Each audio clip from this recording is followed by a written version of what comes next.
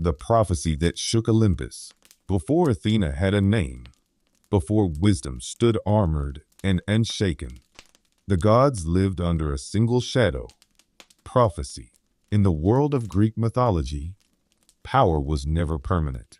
Every ruler feared the same fate, that one day their own child would rise against them. This fear was not abstract. It was history. Uranus, the sky, had been overthrown by his son Cronus. Cronus, in turn, had been overthrown by Zeus, the youngest of his children. Zeus knew better than anyone that destiny does not forget. It waits. Now Zeus ruled Olympus with thunder in his hand and law in his voice. He was strong, decisive, and feared across heaven and earth.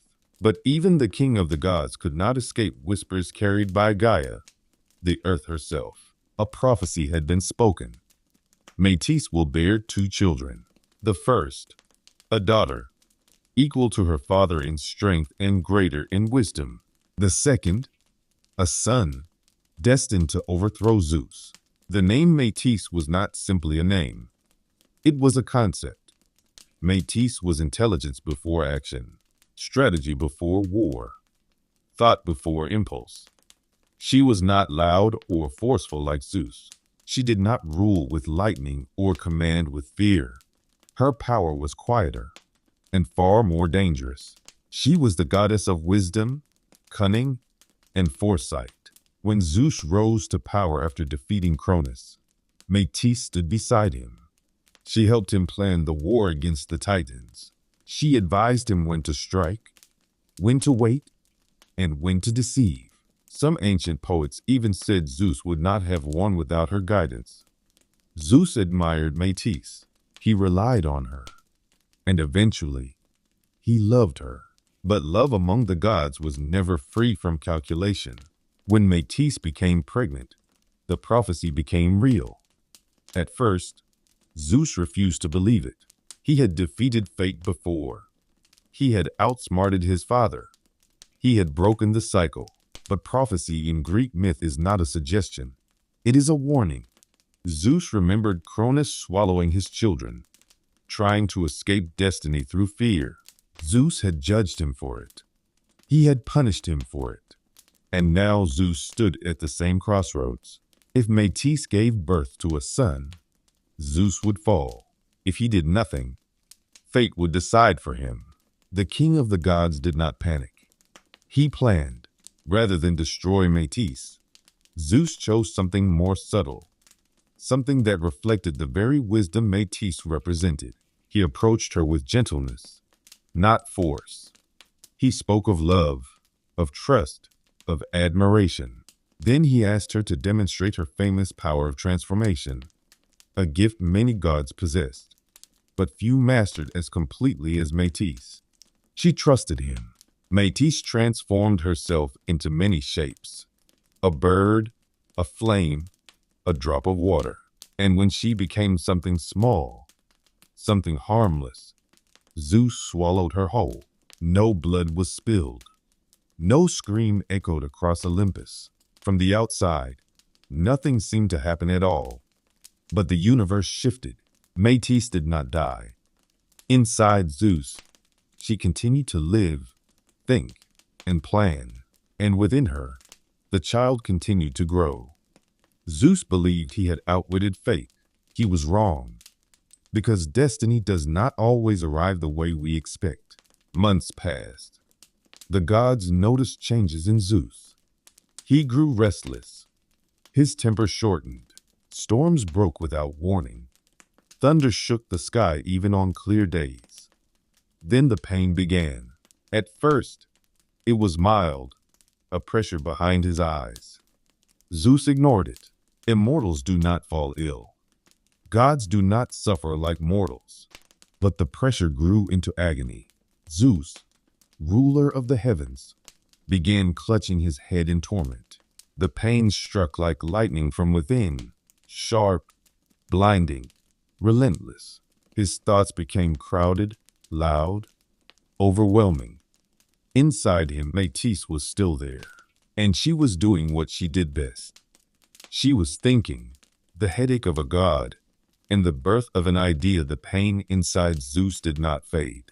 It grew. What began as pressure became something else entirely, an overwhelming force, as if a storm were trapped beneath bone and thought. Zeus, the god who commanded lightning, now felt lightning striking inward, again and again, with no escape. The other gods noticed. Hera watched him pace across Olympus, his movements sharp, impatient. Apollo, god of healing, studied him with concern. Even Ares, who rarely noticed anything beyond battle, sensed something was wrong.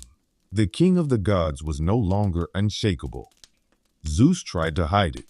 He continued to rule. He judged disputes. He hurled thunderbolts at those who defied him. But between moments of authority, he would press his hands to his temples, his expression darkening, his voice tightening. This was no ordinary pain. Inside Zeus, Métis was awake. She was not trapped in silence. Ancient myths describe Métis as continuing her work even within Zeus's mind. She reasoned, she planned, and most importantly, she prepared her child for the world that awaited her. Athena was growing, but Athena was not like other gods. She did not grow in a womb of flesh. She grew within thought itself, within strategy, within reason. Her very existence was shaped by intelligence and restraint, not chaos or fear. Métis taught her everything.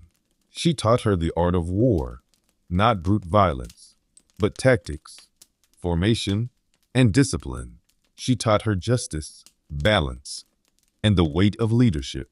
She taught her restraint, patience, and the power of calm decision-making. And as Athena learned, Zeus suffered. His mind became crowded, filled with ideas that were not his own. Thoughts of law, wisdom, and strategy pressed against his consciousness. The pain was not just physical, it was mental, as though two minds were trying to occupy one throne.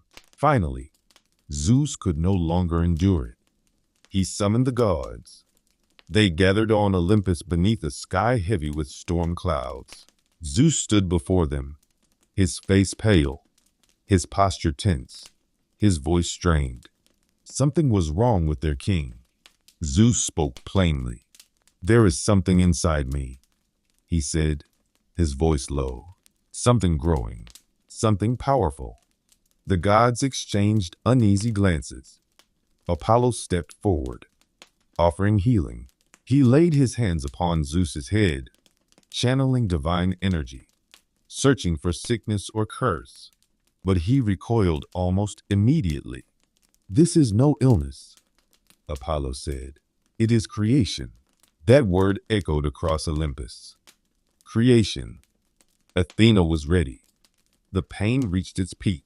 Zeus fell to one knee, gripping the ground as thunder cracked overhead. His roar shook the mountains, not in rage, but in agony. At last, Zeus called for Hephaestus. Hephaestus, god of fire and craftsmanship, was unlike the other Olympians. He understood pressure. He understood forging, how raw force could be shaped into something meaningful.